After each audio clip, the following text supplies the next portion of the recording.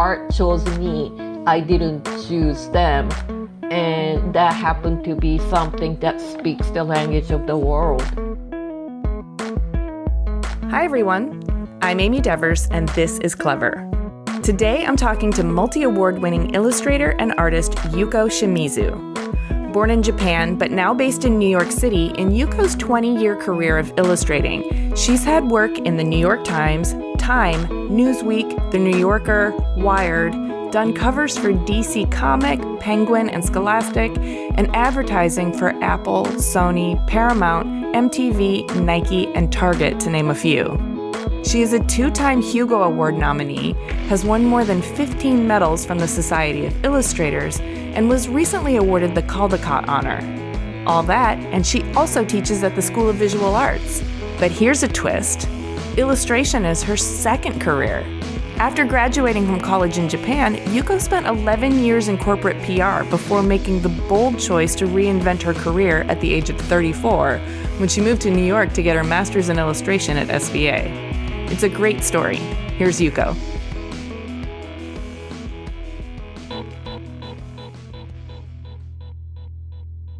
My name is Yuko Shimizu. I am an illustrator. I'm originally from Tokyo, Japan, but I'm based in New York City. I think art is a calling. I love drawing and painting ever since I was a child.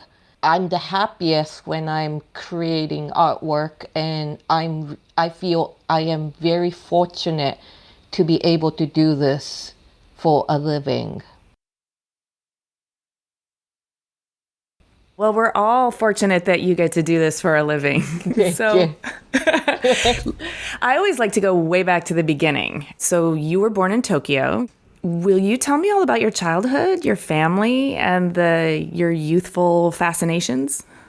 I think I come from pretty typical upper middle class Japanese family. Father worked in corporate environment, and my mom stayed home and raised me and my older sister, which is like very typical. I started drawing ever since I can remember, but then I don't remember the first time I drew. My mother later told me one day when I was like 2, I drew a really wobbly circle and line on the edge of newspaper with crayon and said, "Mom, I drew a balloon." And then I kind of never stopped since. I did stop when I grew older, but as a child, I always drew. I was never athletic. So often after lunch, all the kids go outside and play dodgeball. And I was so not good at sports. And dodgeball hurts. So why are other kids... Dodgeball is cruel. Dodgeball is cruel, but I don't know how it is now. But when I was a kid, that was what kids in elementary school love to play. And there are always maybe 5 kids out of class of 30 or 40 who rather stay inside after lunch and draw or read. I was one of those kids. That's how things started. So just out of curiosity, did your mother or father have any artistic hobbies or inclinations? Did your older sister draw as much as you do, or were you kind of an outlier in your family? I think it's very common for Japanese people to draw. And even if it's not really their biggest hobby, I don't know, I grew up surrounded by the first big boom of anime and manga.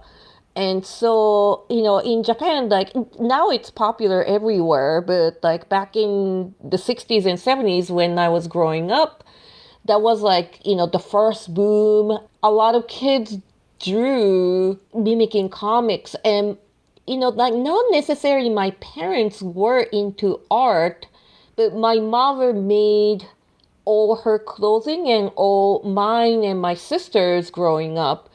And, I sometimes ask my father to, draw me a samurai, and he was able to do it. I don't know how good he was, but I think it's pretty common for Japanese people to draw, especially art classes were mandatory up to like high school, which is like very different from how it is in the US. So maybe it's like part of the things people did, but it's not that I had any artist in my family. You did say that it's different from the US, and you would have some personal experience with that because during adolescence, you and your family moved to Westchester County, New York for 4 years. Oh my So God, you researched that. you can't hide from me, Yuko. You can't hide. But I am curious about what that was like for you culturally, emotionally, socially, developmentally. I mean, that's a big culture shock. That's also just a big transition at a sensitive time of life. How did that go for you? So it was a huge culture shock. I was 11 turning 12 when I moved. And in Japan, I don't know about now because I haven't lived there in like more than 20 years, but back then at least, English education started in middle school. That's seventh grade. And I moved to New York sixth grade. The day before I started elementary school, sixth grade there, my mother sat with me and told me, you have to memorize all the alphabets tonight, which I don't think I can do. Like you show me like Arabic or like, Hangul or something. And like, Yeah. yeah, you learn it overnight. And, like kids' brains are pretty flexible. So I was able to learn all the alphabet overnight. And she told me like, hi, I'm Yuko. Nice to meet you. And where's the toilet? I think those two things, like, you have to memorize these two things. And I was sent to school. If you could easily imagine, the first year or year and a half was like nightmare. I have to learn the language and I also have to do schoolwork. And I don't even know what the homework is because I don't understand what the teachers were saying.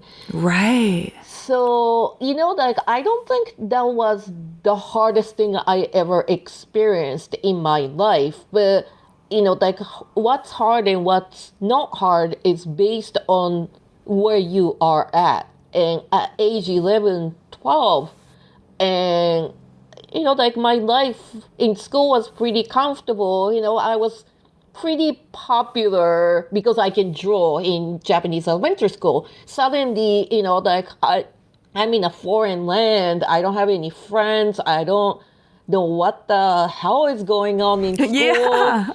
And then have to adjust to it. So yeah, year and a half, like I feel like if I was able to get through that, I can get through anything.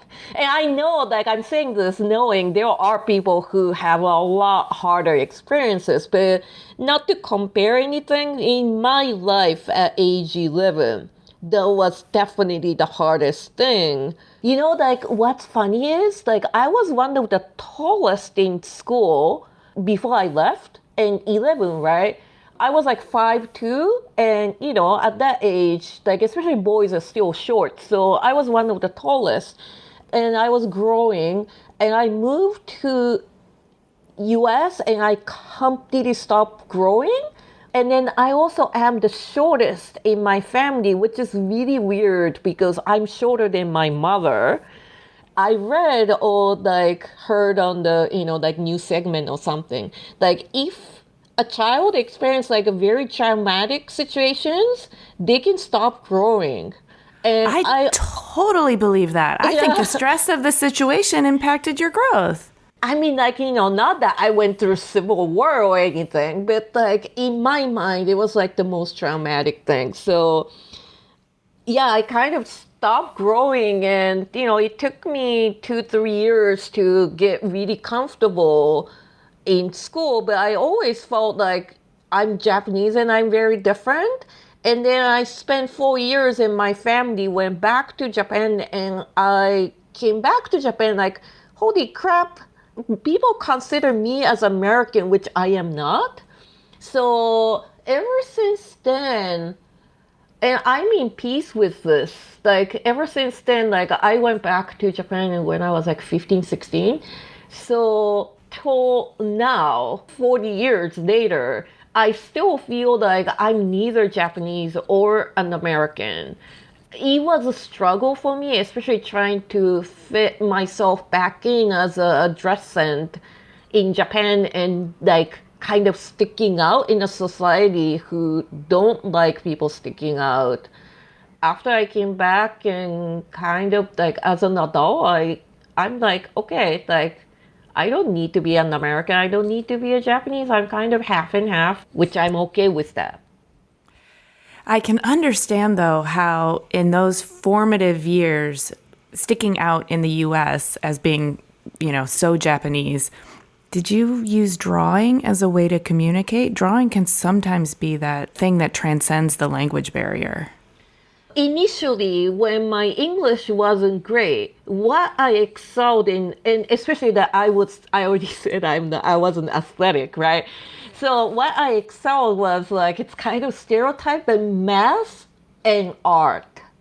And I'm not good at mathing. I never was. But math, like numbers are universal, right? So if I can listen to, like understand enough what the teachers were teaching and what we're supposed to learn, it was the easiest thing because I don't have to memorize new terms, so I don't have to express myself in the language I don't understand. So I think the teachers thought I was one of those Asian math genius. But I'm talking about elementary school and like early middle school. So I excelled that, and I also drew more because drawing don't need languages. I still feel I'm super lucky to be working in the field of art because it doesn't have borders. Pictures speak the language of anyone, like it's a universal language. Most of my clients are in the US. I sometimes work with Japanese clients, but not much. This weekend, I'm working with a French publisher, but because I don't have to write or read, I just have to, communicate with my client, which can be done in English, and then create the artwork French people do understand. But of course they do because it's just pictures. If someone's in writing or novelist, people outside of their language cannot read it or understand it unless the translation comes out. But visual art, like illustrations, artwork, paintings, these are the universal language, and I feel very, very fortunate that I happen to, it's not my choice, right? It's kind of art chose me. I didn't choose them. And that happened to be something that speaks the language of the world. Back in Japan, after a 4-year formative stint in the United States, and you're feeling sort of neither Japanese nor neither American, but also having stuck out in the US and sticking out now in Japan, that's a lot of exposure for a young person. Yes. Were you feeling compelled to hide, or were you kind of embracing the being different? What was back in Japan like, and then how did you kind of chart your course toward university? I'm sure things are changing, but at the same time, Japan is an island nation. The border means there are seas in between, and the mentality is very different from where US, it's the melting pot, or like, Europe or Latin America or anywhere else that there are borders. So it's very homogeneous. It's becoming more international every time I go back to Japan, but then there is a feeling, Japan is Japan and it's a separate entity, and sticking out there is really hard. Whenever I mention this, people say something like, oh, but what about this person, or what about this artist, or what about that artist, or what about that film director? And yes, but there are exceptions to anything. If someone says, what about, Takashi Murakami, the world famous fine artist? And like, yes, it was probably extremely difficult early on for him to be him. And then in Japan, and then he stuck with it and from the start, and not many people can pull that off, especially as a woman. It's not an easy place to Japan is not an easy place to live as a woman, and unfortunately still is. So I ended up trying to hide, especially in the beginning, high school, like college. High school, I went to this weirdo high school where students either are not Japanese or Japanese people who grew up abroad for whatever reasons and came back, and they don't have any traditional schools to fit into. It was very comfortable. I'm still close friends with many of my classmates, and whenever I go back to Japan, I hang out with them, have dinners and, coffees and things. But my college was especially like very Japanese, especially that like having lived abroad, being able to speak a language outside of Japanese, the country being the female, still like 20, 30, 40 years behind how women are perceived in the US, it does not make my life easier when people knew my background. So I tried my best to hide it. It's not that easy because I might say something different. Or, back then it's like, like 80s. If there was like a big hit show on TV, every high school kids or, college kids watched that. And if you didn't, you're either like really weird or like you're hiding something. So it's funny to think about it. Now things are so diverse, like even TV shows. Like Squid Game is like popular, but like it's okay if you didn't watch it. But like back in the day, TV was just like 5 or 6 channels on the TV set. And without the internet, you couldn't watch Japanese programming in the US or vice versa. Right, exactly. Yeah. So like I knew about this like super popular TV drama about high school, and everyone watched it. And during college, or like after, like people talk about, oh yeah, that show, and I never ever watched it, and that gave away, and I couldn't win because it's either a weirdo never watched a famous TV show or you lived abroad. That's interesting. Back before the internet, there would be all of these cultural touch points that if you weren't local to that proximity at the time that they were happening, then you missed out on them. And then that becomes like a big missing piece of your quilt that everyone at some point can see. I can see that that would be difficult to hide because everybody has these references that you don't have. So that's interesting that that would show up as something that felt like exposing you as being, I guess, more international than you wanted to feel in that moment because it wasn't comfortable to stick out. Yeah, exactly.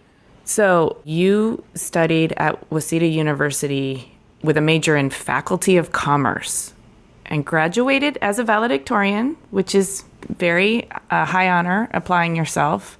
But I don't know what Faculty of Commerce means, and I don't know how you got there or why you made that choice. Can you explain that? Looking back, it's really weird, right? Like, I didn't pursue art because I didn't want to go to art school. But I wasn't sure I wanted to go to art school in Japan.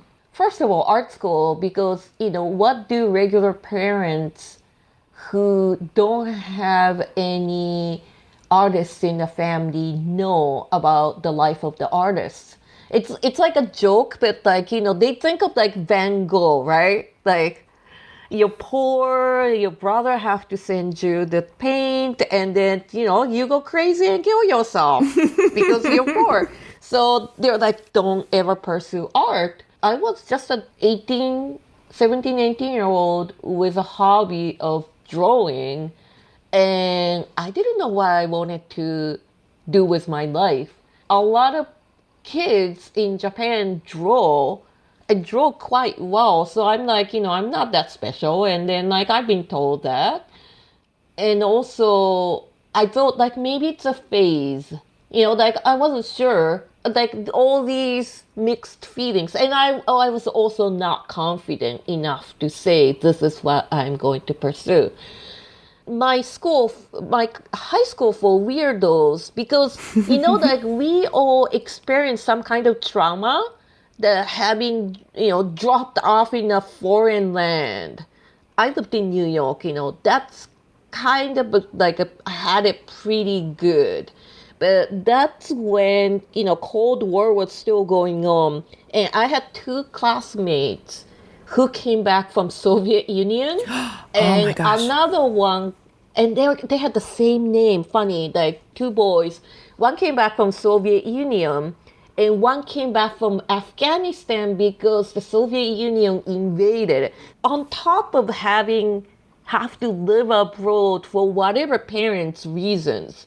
I don't know what sent their families to Afghanistan and Soviet Union. So on top of living in a foreign land, having have to learn languages, and they have to experience war and the height of communism, right? I think what we all had was because of the circumstances we were dropped off in, we learned to kind of work hard because you have to learn the language to survive, and you have to do that to be accepted to the local schools we were in.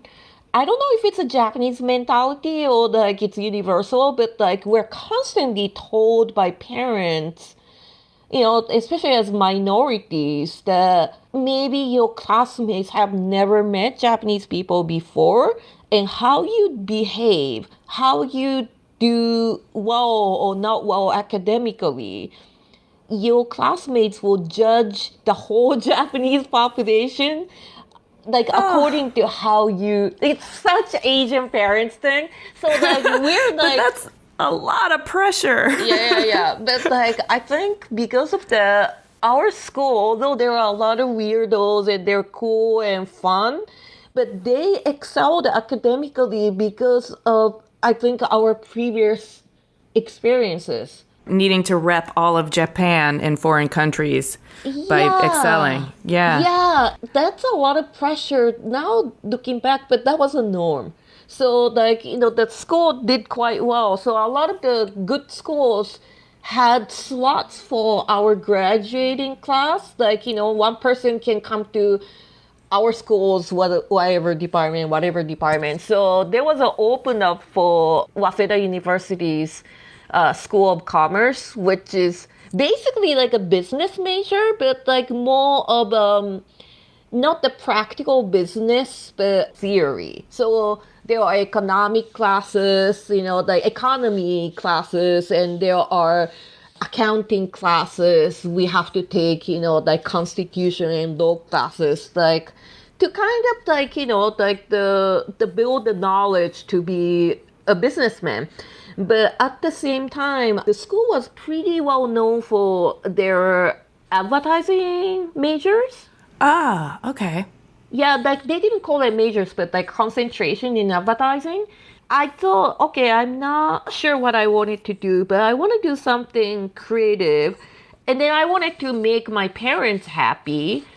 And I felt like advertising, going to school of commerce in a really good university in Japan and make them happy. And also I can do something sort of creative in the most creative in the most practical world. That was kind of the reason why I went there. Also, the funny thing was back then, the manga club, it's like the outside school activities, but it's part of school, and was really, really huge in that university. And a lot of the famous comic artists came out of it. Oh. Yeah, there was a literature major, and people tend to be a majority of the circle of the comic creators. That was one of the reasons I went. It didn't work out for me. I always wanted to be a comic artist growing up, but I think I only felt so because we grew up reading and mimicking manga. It took me a while to realize I'm not interested in telling stories with panels and pages and coming up with stories, that is long enough to fill, pages and pages. I was only interested in creating single images. So that led me to illustration ultimately. But back then I was very much interested in comics, and those like funny reasonings brought me to the university that I ended up studying. Okay, so you got a degree in basically the theory of business. Part of your appeal for that university was the celebrated manga and comic book artists that were known for for that school. Okay, this is all starting to add up. And I know that eventually you went back to school to study illustration, but before that, you had a professional first life in advertising and PR. Talk to me about this major chapter of your life and how it influenced you and your eventual decision to go back to school to study illustration. So yes, after I graduated, I got a job in corporate PR department in a big corporation in Japan. But like you would never know the name, like recognize the name of the company unless you're Japanese. But they do like kind of big general tradings all over the world. It's a pretty big company in Japan, and I got accepted into the PR department by luck. It was a good choice considering my background in advertising and marketing. But in Japan, it's mostly you get a job in a company and not by job descriptions. They really have this tradition of having employees loyal to the company, and people tend to move around and understand and become generalist of the company. That's like a whole tradition of Japanese corporate culture.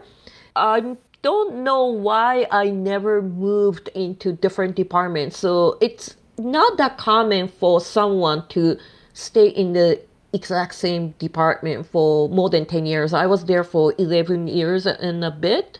But like it was very lucky because it worked out with my background and interest. And like I said, I wanted to do something creative, at least creative in the practical field, and that kind of fulfilled my desire to do so.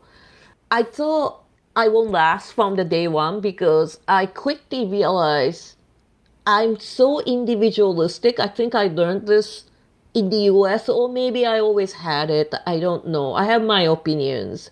And that doesn't work well, especially in a corporate culture in Japan. My job was actually very interesting. Like I was able to assign advertising and sometimes work with illustrators, which always I envied and wanted to be on the other side. Oh, Or like, yeah. corporate editing, corporate brochures, because the company is so big and spread around the world, and they had like an in-house company magazines to, talk about what's happening in a company and like who are the people who are working. So it's a highly distributed magazine, and like I was editing that at some point. So it was interesting enough work-wise, but the corporate culture wasn't for me. But then I still didn't know what I really wanted to do with my life. And it took me a while, maybe around age 30. It's hard to quit a job where it's stable and you will get the paycheck every month. So I stuck around a bit, and around age 30, and then, oh my God, I'm not a kid anymore. And do I want to just stay here and get old and retire and live off of the retirement? I felt that was not what I wanted to do. So I kind of started really thinking of what I should be doing for myself to make myself happy and have a fulfilled life, because as cheesy as it is, we only live once. Yeah. It's a cliche. I get it, but it's true. It is so true if you think about it. That's when I started thinking about, like crossing out the options. Initially, I thought like, oh, I want to go back to US I want to go back to the East Coast, and so I don't feel like this like weirdo who's not Japanese and always felt like an outsider. And so initially I thought like maybe I should go to like get MBA because that made most sense. I was in corporate. I majored in advertising and marketing. Maybe I can do advertising MBA. I've seriously thought about it. And then I talked to my like really good friend who immigrated to US, and she became an engineer. Like I met her when I was living in New York, and she's Japanese. And she's like, like she gave me the best advice, and like, like in United States, going back to graduate school means you get out of college, you do whatever you need to do, and you realize what you really want to do for the rest of your life. And when you're committed, that's when you go to graduate school. And so if you want to do advertising for the rest of your life, it's fine, but like think it over, what do you really want to do? And I think that was the best advice. The process itself of coming up with going to art school was long, but long story short, I really went soul searching and like, what is one thing I really wanted to do and never do? It's to pursue art. And I also never really wanted to go to Japanese art school to begin with.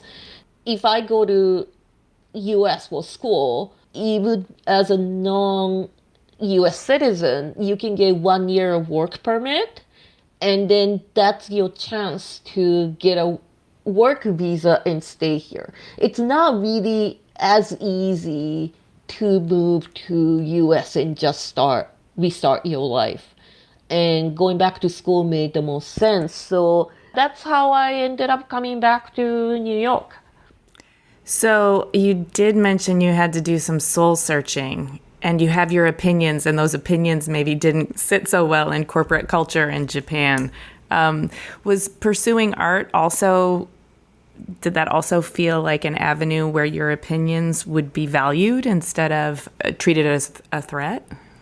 Yeah, I guess. But then I also didn't want to be an artist in Japan. At that point, I wanted to pursue illustration. I knew comic wasn't the thing for me. But there's a very particular way the illustrators create things. They like cute and pretty, and I was never into either of those. Yes, Yeah. I'm getting it now. Okay. And also, when I went back to art school, I was 34 already. So if I'm trying out the second life, first of all, like Japan did not back then appreciate the second life. You get a job right after college and you pursue it for the rest of your life. That was kind of the life path. So redoing your life over wasn't easy. Nobody goes back to school, art school at age 34, at least back then. So there were so many reasons Japan wasn't working out for me. And I also wanted to move back to New York where difference is appreciated. Was it re-traumatizing to move back to New York at 34, or did it feel empowering because at this point you are, consciously choosing this? It was both. So like unlike some other classmates I had, and some of them came from Japan and they're much younger, and that's cool, but they struggle with language, right? Like my English wasn't great. I was only here for 4 years, but like I was okay. I understand everything everyone says. How I express myself wasn't perfect, but I can say whatever that was on my mind. That was the English level I had. I realized moving here as an adult all by myself and take care of everything on my own was much harder than I thought. I thought it would be easier because I lived here as a kid, but the kids' experience and adult experience is a completely different. Yeah. So there are a lot of obstacles that I faced. So like first maybe year or two was hard, but then luckily I came back as a student. So you're surrounded by friends. You have a community. Yeah, you had a community. So that was easier because often if you move as an adult, the hardest thing is to make a community of friends and, to get to know new friends as an adult in a new environment can be difficult, but school made it so much easier for me. So it was, yeah, definitely both traumatizing and like extremely freeing. I'm feeling it. It's like such a scary and exciting chapter of your life. But it also must have really reinforced your own resilience after getting through that. You make the conscious choice, you get here, it's harder than you thought it would be and triggering in many ways. And yet it's something that you want. So you work your way through it. And as you sort of establish a degree of comfort, what comes with that is also a degree of agency and an ability to move through the world in a way with a kind of trust and confidence that you know how to do it. And that's pretty cool. Yeah, it's I'm glad, like one thing I'm really happy I did is I moved here. And, like don't get me wrong, it wasn't like all smooth and especially during school, right after I graduated and I started working, like I sometimes did wake up in the middle of the night and like, holy crap, what am I doing? Like Yeah, it's I the still do time. that. Yeah, like I still do that too. But like, like my friends are all settling down into their adult life, right? Like, maybe they have family, raising kids, buying homes, like they're doing adult things while I'm living with roommates and having these roommates problems. And I was living Yes. off of my savings, so I have no money. My dream was to go into Starbucks and buy a coffee without worrying about the $4 or $5 I drop. That was my dream. And I remember like I went to some lecture as an undergrad student and like there were some graduate students in the mix of audience and one of them was holding a Starbucks cup. I was like, holy shit, like this person can't afford Starbucks.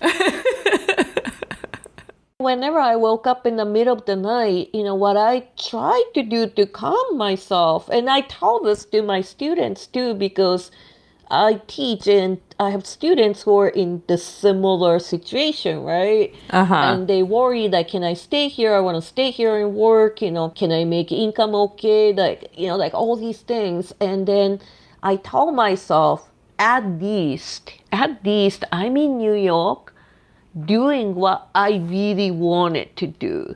So the rest will figure itself out if I work hard enough. Oh, I still feel the same, kind of. I do too. I think that's really good advice. It's like you're not promising anything and you're not guaranteeing that uncertainty won't be there, but you are saying, consider that you're laying a foundation that is, intentionally what you want to do, and trust that you'll be able, with hard work and some creativity, the rest will not fall into place without effort, but that you will be able to navigate it and make the life that you want. Yeah, I think so. I mean, what are the other choices, right? And other choice was not coming here and not pursuing art and being in corporate situation where I hate it, but like with stable salary. And then, like, oh man, what would it have been if I had pursued art? And then getting older thinking of that, like that sounds like, that sounds really sad. That's torture. Yeah, that's torture. But a lot of us do it. And I mean, I did it for a long time, right? Like thinking about what if I pursued art? And there's no answer for that. And there was only questions. I mean, like I could have failed. I could not have been able to get a work permit. I would not have been able to get any freelance illustration work. and had to do something else, God knows what. But at least I tried, and then I can move on, right? There's no more asking myself, what if I did it? So I think it's really important if we wonder strongly enough about the things we haven't done, we should do it. And if we do it and things don't work out, at least you did it. Yes. And I think there are a lot of things we've done, things didn't work out for whatever reasons. And we kind of move on and not think about it much because we've done it and cross it out. But things we regret are the things that we didn't do after I did this. And, like some people might say, well, but like you're lucky you did it and you worked out. But then also, what people can't forget is I can fail tomorrow. Like nobody wants to work with me tomorrow and I can still fail. But at least I've done it. And I think doing it, something that we feel strongly about, is very, very important. I agree with you. And even though you could fail tomorrow, I don't think you will, because there is such a powerful drive underneath what you're doing. And because you've also now built up a pretty solid professional track record. Since 2003, you've been illustrating professionally and making quite a profound body of work about some tough subjects and, racking up awards and accolades, including a Caldecott honor recently for the Catman of Aleppo. Congratulations. Thank you so much. I'm wondering, now that you've sort of built this life for yourself and you've worked really hard to build it and you've put yourself in really uncomfortable situations to get here, do you value it to the degree you thought you would? And do you feel any sense of peace in the work that you're doing? I had a friend staying with me 2 weekends ago. And we're really good friends. She is in super high-end web design world. And she's a designer, and much younger, but extremely established. And then on the weekend, Saturday, we went out and I was like, oh, I'm thinking about the deadlines. And then she's like, you're so established. Why do you work hard? I work hard, but I'm over working all the time and I want weekends off, I want night off, and you should do that.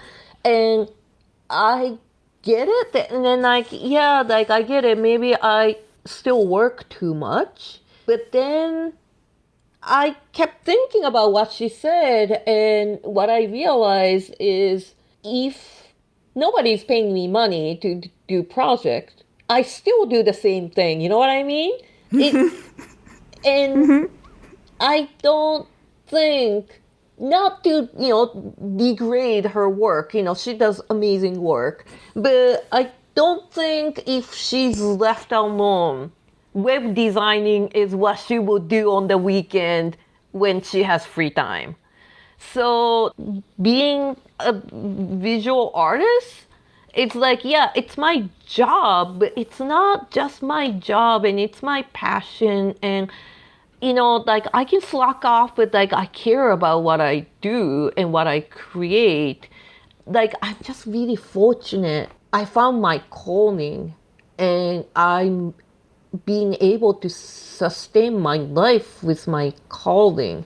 I want every day to be different in terms of art, right? I want every day to be different. Of course, I want breaks. I was just in Portugal for a conference, but I only had 2 hours that I have to commit to, do lectures and workshops and things, and the rest of the time it's a break. So I appreciate breaks, I appreciate travels, but if I'm left alone, I will create. And one of the reasons why I needed to quit my job was every day start to feel the same. And being an artist, every project is different, and that keeps me going. So, speaking of every project being different and it keeping you going, I'm super curious about your creative process. I am not an illustrator, obviously, but I'm also like, have never thought in 2D or in drawing. Sketching has never even been my strong suit. Can you give me an overview of your creative process and maybe how ideas start to shape in your brain and then you get them out? Yeah, so often people who create world from nothing, right? That's what we do. And from the outside, it's like a magic. Like we might have this like light bulb in our head and that's light up and we get inspired and create cool things. But it doesn't really work that way. It's a lot more struggle than that. A lot more struggle than the, and also a lot more structured and logical than what people might think. Of course, everyone works differently, right? But so I can only speak for myself. But I do not have light bulbs. Sometimes I do in a very, very lucky situation, but most of the times I don't. So if it's a work project, like, so I'm working for French magazine right now. It's a cover. And then like, they approach me and like, do you want to do this? This is the overall view of this idea. And like, oh, that sounds interesting. So like, first of all, does the project feel like something that is suitable for me? When it's not, I will tell them, there are people who are more suitable for this than me. So first I have to get excited or excited enough. And then I got excited and okay, give me materials. Well, it's a French magazine, so I didn't read the article because I don't read articles, but I asked questions about what it is and he explained to me what the article was about and sent me some photos that accompany the article. So usually I read articles. And from there, okay, I need to learn a little bit about a subject. In this case, it's a person or the group of people.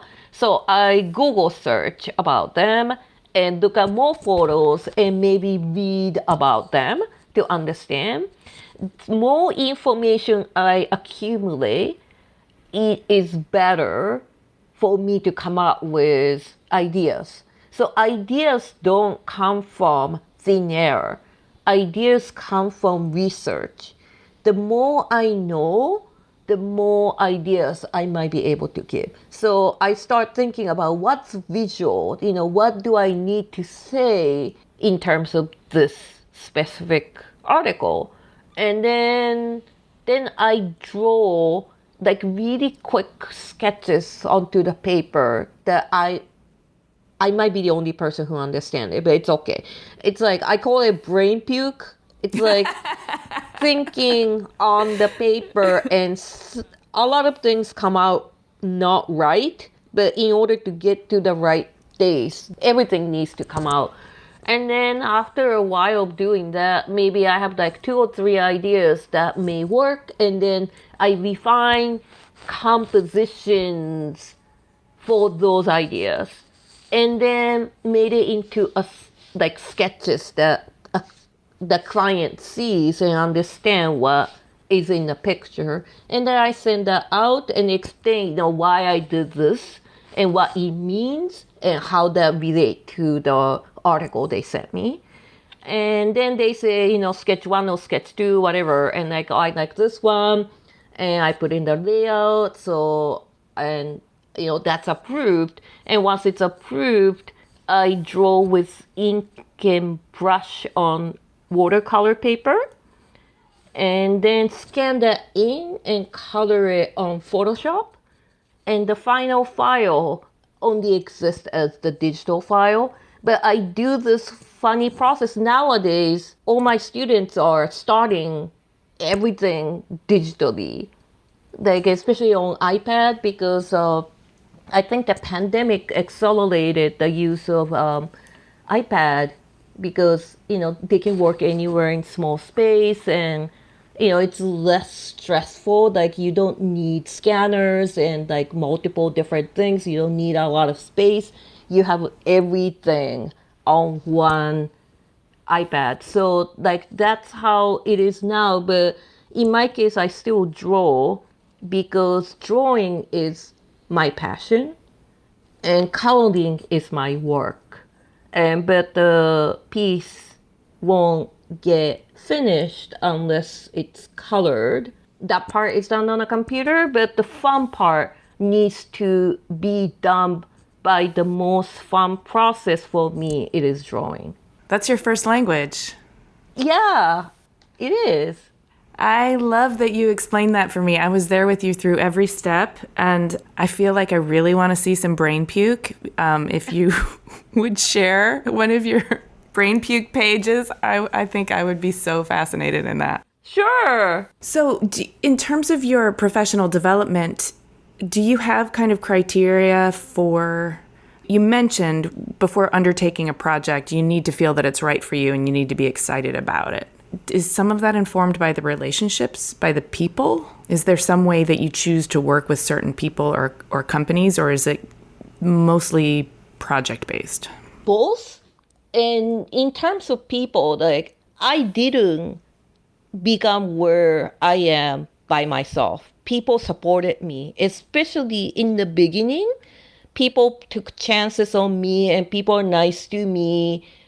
I was starting out, I had no money, and they gave me jobs. So whenever some of my early clients come to me and, want to work with me and the budget is small or whatever, if it fits in the schedule, I do it because the relationship is very important. And that the fact that they helped me start my career is very, very important for me to, sort of pay back to. Yeah, no, that's nice. That's honoring a long-term relationship, even though you can afford Starbucks now. Yes. You still haven't forgotten where you came from. And I know. Those relationships, I think, the older I get, the more I value the relationships that have this length to them. Maybe they've not been that close, but they've existed through different chapters, and they sort of have a stability to your interaction with them that's kind of comforting to know that there are posts in the world that you can always stop at and enjoy a familiarity with people. And it's really important to nurture those in your life. Otherwise, you'll always feel unmoored.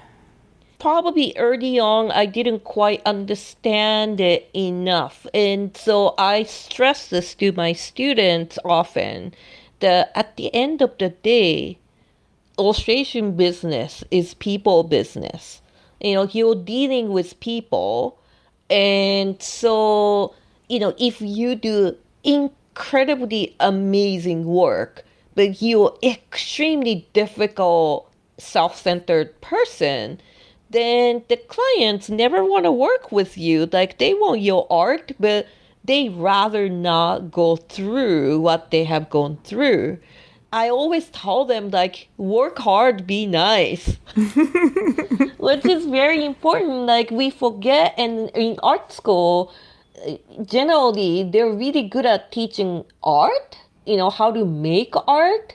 But making art, like, if you just want to make art for yourself and you don't have to worry about making a living, do whatever you need and you don't have to be nice, whatever, right? But, like, if you want to be working in a field, at the end of the day, you have to collaborate with people, and they rather work with someone who's really nice to work with, and the work is good but not like incredible, if getting an incredible work meaning they have to put up with so much.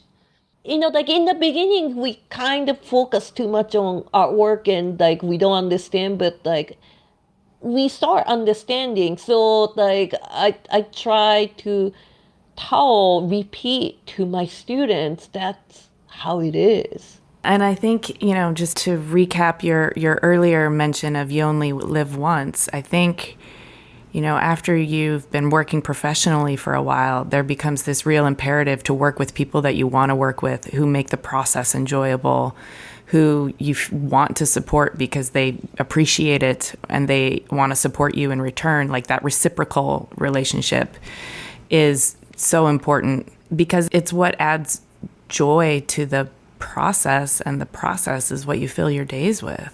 And still, some projects come easy and some projects are really, really difficult for whatever reason. We can't avoid it. But like, at least we can try to be nice, right?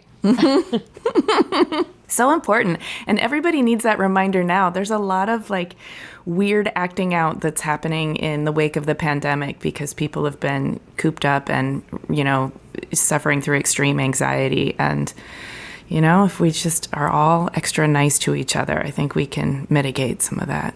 Totally agree. Totally. How would you like your life? And by that, I mean all aspects, your personal life, your professional life. How would you like it to evolve over the long term?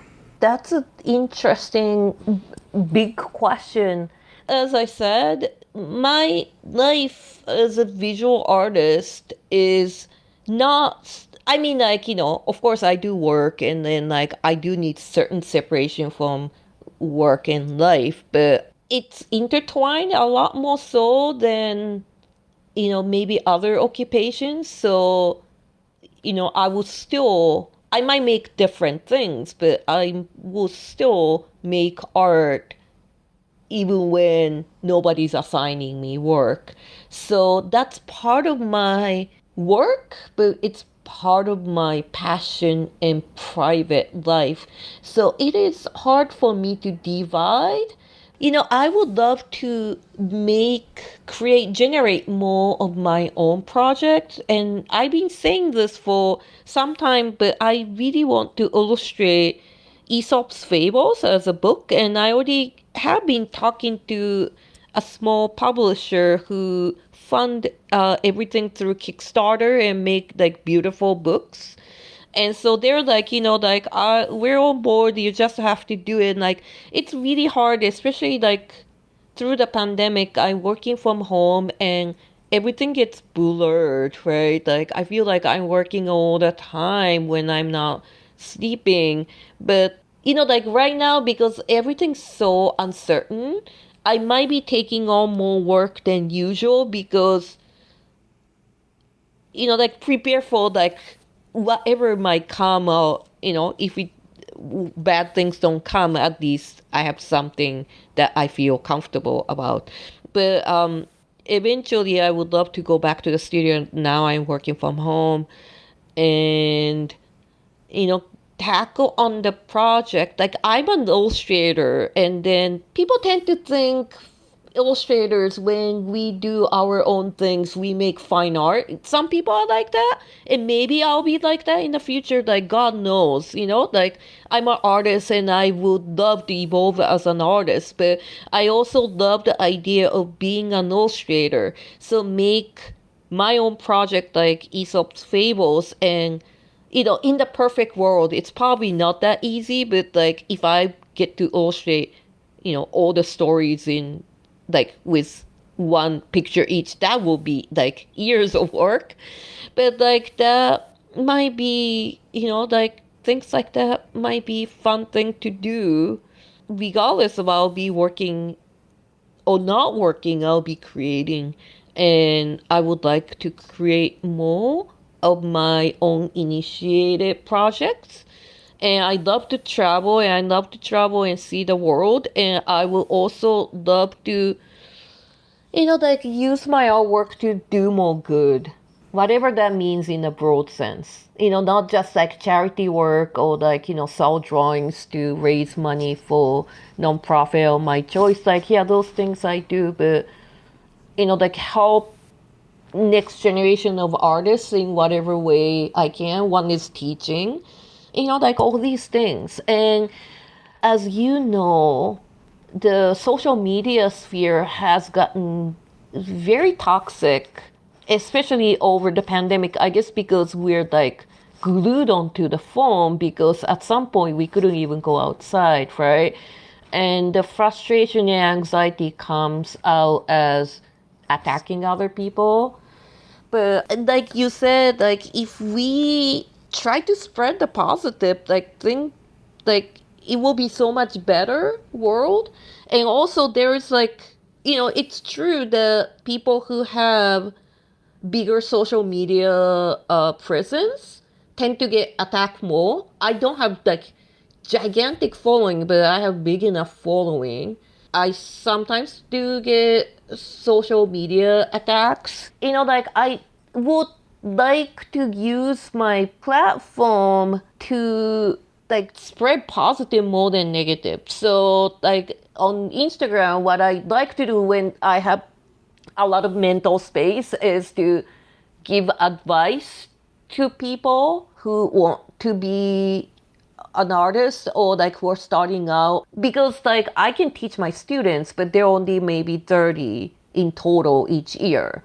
But in social media, I get to talk to like 100,000 people if they want to hear what might help them. And also what I want young artists, struggling artists to know, the field of illustration or visual art is not a zero-sum game. And looking at like artists attacking artists, I feel like a lot of people think if I don't get that job, they will get it. Like, like there is a pie and limited amount, and some people took the big chunk and there's nothing left for them. But it doesn't work that way.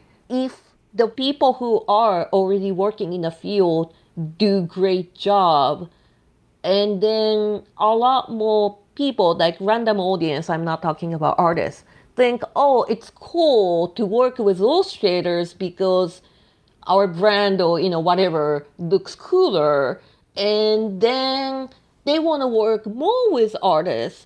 And it's not a pie, it's something like universe, it spreads. But in order to spread, someone like me who's considered established in the field and others who are doing well, we have obligation to do better.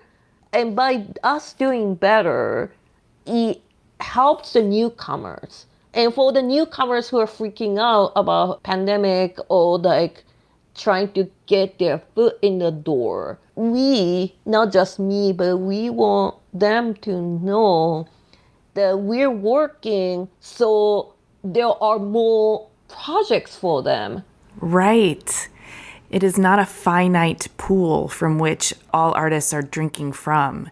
And in fact, the more that art is valued and recognized as also commercially viable, the bigger the pool becomes and the more room there is for everyone to get in and splash around and do their thing. And then the world itself becomes more vibrant and lively and more beautiful and full of texture and color and illustrations and niceness.